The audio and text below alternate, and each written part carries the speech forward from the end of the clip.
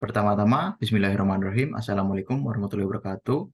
Perkenalkan, nama saya Muhammad Alfan yang Berbahtiar, NIM 211011054 dari kelas S1 TT09B.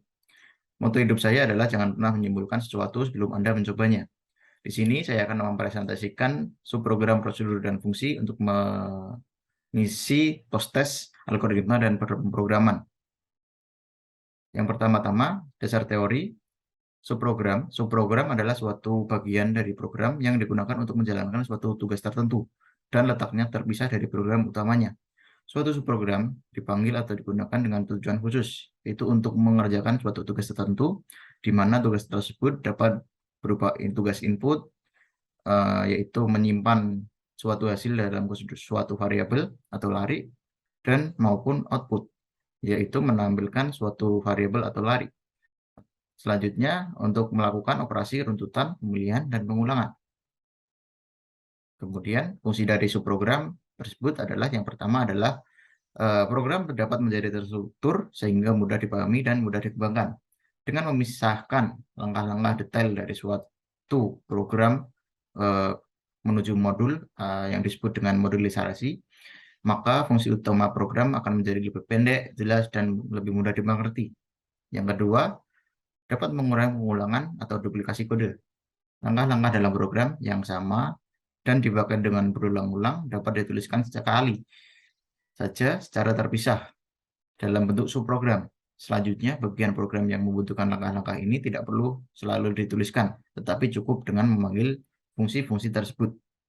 Yang ketiga adalah mempermudah dalam menemukan kesalahan atau debug dalam program dan menghemat ukuran program. Selanjutnya, bentuk-bentuk subprogram. Yang pertama adalah bentuk subprogram fungsi.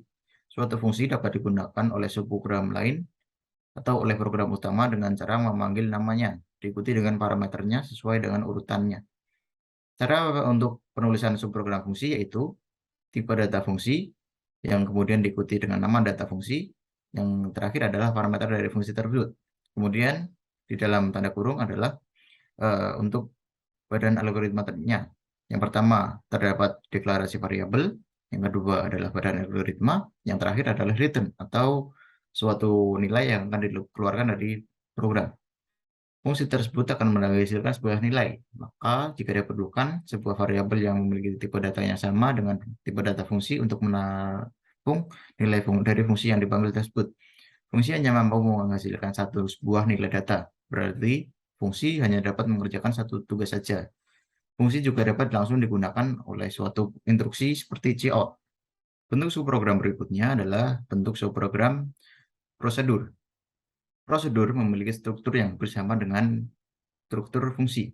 Perbedaannya terletak pada parameter. Parameter pada struktur fungsi hanya terdiri dari parameter input saja, sedangkan parameter pada struktur prosedur dapat terdiri atas parameter input, parameter output, maupun parameter input dan output. Hal tersebut membuat jumlah nilai yang di-outputkan dari suatu struktur prosedur dapat lebih dari satu, selama nilai tersebut dapat dijadikan parameter output atau parameter input atau output. Dalam prosedur memiliki ciri khas, yaitu penggunaan void pada sebelum untuk menamai sebuah prosedur. Untuk cara penulisan sebuah prosedur yaitu yang pertama-tama void yang telah saya jelaskan sebelumnya, kemudian nama dari prosedur tersebut, yang kemudian diikuti dengan parameter. Kemudian dalam tanda kurung awal adalah badan algoritma. Yang pertama ada deklarasi variabel global, yang selanjutnya adalah badan algoritma. Selanjutnya, bentuk subprogram selanjutnya adalah subprogram tanpa parameter. Sebuah subprogram dapat dideklarasikan dengan struktur fungsi ataupun prosedur tanpa harus menggunakan sebuah parameter. Dengan kata lain, parameter pada struktur fungsi atau prosedur tersebut dapat dikosongkan. Pada struktur fungsi dan prosedur tanpa parameter, output yang akan diperoleh dari nilai yang sudah ditentukan atau diproses pada variabel global. Variabel global dapat digunakan pada sebuah fungsi prosedur, termasuk dalam program utama. Selanjutnya, bentuk program rekursif.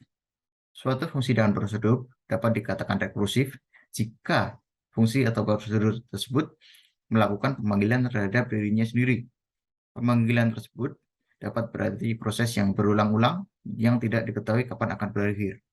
Oleh karena itu, hal yang perlu diperhatikan dalam pembuatan subprogram rekursif adalah adanya kondisi untuk membuat fungsi dalam prosedur tersebut dapat berhenti. Kemudian ada flowchart program. Program yang akan saya buat adalah program dengan judul konversi satuan detik. Yang pertama ada untuk flowchart-nya, flowchart subprogram fungsi. Yang pertama ada start, kemudian input satuan waktu, rumus atau satuan yang akan dihitung, yang kemudian akan tampil hasil perhitungannya dan akan selesai. Kemudian untuk subprogram fungsi pembatas adalah start, kemudian untuk pembatas yaitu dari angka 1 dan angka 43, apabila batas masih kurang dari 43 akan memberikan hasil yang kemudian selesai. Selanjutnya untuk subprogram utamanya, yang pertama-tama adalah start, kemudian akan memanggil fungsi pembatas, yang kemudian akan tampil tulisan sebuah program konversi satuan waktu, yang kemudian user akan diminta untuk menginput sebuah pilihan, dan apabila jika pilihan A, maka akan tampil konversi detik ke menit, yang kemudian akan diminta untuk input detik dan akan memanggil fungsi detik ke menit. Jika pilihan B, akan tampil konversi menit ke detik, yang kemudian akan diminta untuk menginputkan menit dan akan memanggil fungsi menit ke detik. Jika pilihan C, akan tampil program konversi menit ke jam, kemudian akan diminta untuk memasukkan menit, yang kemudian akan memanggil fungsi menit ke jam. Dan kemudian jika pilihan D, maka akan tampil konversi jam ke menit, yang kemudian diminta untuk menginputkan jam, yang terakhir akan memanggil fungsi jam ke menit. Apabila memasukkan pilihan yang ada selain ada di sini, A, B, C, D, maka akan tampil pilihan tidak tersedia. Kemudian untuk mengakhiri semuanya akan masuk mengembalikan tulisan tampil kembali ke menu utama, yang kemudian user akan diminta memasukkan ulang. Apabila ulang terpenuhi Y, maka akan mengulangi program dari awal, dan kemudian apabila memilih N, maka program akan selesai. Selanjutnya adalah program dan demo. Dalam pembuatan program, saya menggunakan sebuah software yaitu C++ Shell. Di sini saya menggunakan subprogram fungsi. Yang pertama-tama adalah void pembatas. Dalam void pembatas ini, saya menggunakan pengulangan for. Dalam pengulangan for, saya menggunakan awal pembatas batas adalah 1, dan kemudian batas apabila kurang dari 43. Dan kemudian batas akan menambah dengan keluaran sebuah pagar. Pembatas ini saya gunakan untuk membatasi judul program. Dan kemudian yang kedua adalah subprogram fungsi, yaitu dengan nama detik to menit, dengan inputan detik, dan kemudian akan menjalankan sebuah konversi, yaitu detik menjadi menit. Dan di sini saya menggunakan tipe data float untuk menampung keluaran dari rumus detik yang dibagi dengan 60. Dan kemudian di seprogram ini akan mengeluarkan sebuah cout, yaitu sebuah hasil konversi menit yang akan diikuti dengan data menit. Yang subprogram fungsi kedua yaitu adalah menit to detik dengan inputan menit, dan akan menampilkan sebuah program konversi dari menit ke detik dengan rumus menit akan dikalikan dengan 60, dan kemudian akan dikeluarkan dengan nama hasil detik dengan hasil detik dan kemudian n-line.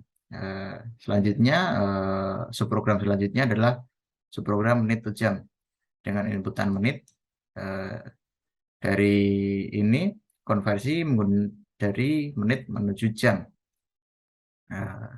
Yang pertama adalah menit akan dibagi dengan 60, dengan akan menampilkan sebuah output, yaitu hasil jam. Yang terakhir adalah subprogram fungsi jam to menit dengan inputan jam yang akan menampilkan output menit dengan rumus jam dikalikan dengan 60. Selanjutnya adalah ada program utama. Di sini program utama menggunakan tipe data char dengan nama pilihan dan ulang, dan tipe data float pada data jam, menit, dan detik. Selanjutnya saya menggunakan pengulangan for do dengan akan memanggil subfungsi subprogram dengan nama pembatas, dan kemudian akan menampilkan sebuah output, yaitu judul dari program ini, yaitu program mengonversi satuan suhu. Dan kemudian akan memanggil subprogram pembatas lagi, dan akan menampilkan pilihan konversi suhu. Yang pertama A adalah konversi detik ke menit, yang kedua adalah menit ke detik, yang ketiga adalah menit ke jam, dan yang terakhir adalah jam ke menit. Selanjutnya user akan diminta untuk memasukkan pilihan, yaitu A, B, C, atau D. Apabila user memasukkan pilihan A, maka akan tampil konversi detik ke menit, dan kemudian akan tampil juga memasukkan detik, dan kemudian akan memanggil subprogram detik to menit dengan inputan yang telah dimasukkan, yaitu detik.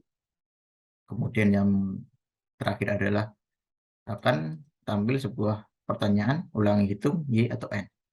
Kemudian menggunakan if else lagi, apabila pilihan B, maka akan tampil sebuah output, yaitu konversi menit ke detik, dan user akan diminta untuk memasukkan menit, dan program akan memanggil subprogram menit to detik yang akan memanggil fungsi itu. Selanjutnya, apabila user memasukkan pilihan C, maka akan tampil sebuah cout dengan konversi menit jam, dan user akan diminta memasukkan menit. Kemudian program akan memanggil subprogram menit to jam, dan akan menampilkan ulangi hitung. Selanjutnya, apabila user memasukkan pilihan D, maka akan tampil sebuah cout dengan nama konversi jam ke menit. Kemudian user diminta untuk memasukkan jam. Kemudian program akan memanggil subprogram jam to menit untuk menghasilkan hasil konversi tadi. Apabila user memasukkan pilihan selain A, B, C, atau D tadi, maka program akan menampilkan pilihan tidak tersedia dan akan menanyakan kembali ke menu utama ya atau tidak.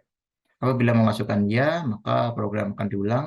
Apabila memasukkan tidak, maka program akan selesai. Selanjutnya, untuk demo program, di sini saya akan mencoba mengklik run. Maka program akan running dan akan menampilkan sebuah program, yaitu program pengonversi satuan waktu. Di sini saya akan mencoba pertama-tama yaitu A, yaitu konversi detik ke menit. Maka program akan menampilkan sebuah tulisan konversi detik ke menit dan diminta untuk memasukkan detik.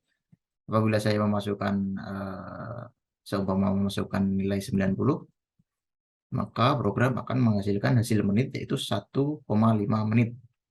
Dan saya akan mengulangi hitung ya, maka program akan menampilkan mengulangi program yang sebelumnya, yaitu pemilihan konversi waktu. Dan kemudian saya akan mencoba B, yaitu konversi menit ke detik. Di sini saya akan mencoba memasukkan menit, yaitu 60 menit. Maka akan tampil detik yang telah dihitung, yaitu 3600. Saya akan mengulangi program lagi. Yang akan saya coba selanjutnya adalah C, yaitu konversi menit ke jam. Apabila saya memasukkan menit, yaitu 60, maka akan tampil hasil jam, yaitu 1. Kemudian saya akan mencoba mengulangi program lagi. Yang terakhir adalah jam ke menit, yaitu pada pilihan D. Saya akan mencoba memasukkan jumlah jam, yaitu 2. maka akan tampil hasil menit yaitu 120. Untuk percobaan yang terakhir, saya akan mengulangi program lagi dan akan memasukkan huruf yang tidak ada dalam program, yaitu saya coba F. Maka akan tampil pilihan tidak tersedia. Apabila saya memilih N, maka program akan selesai. Baik, sekian yang dapat saya sampaikan. Apabila ada salah dan kekurangan, saya mohon maaf.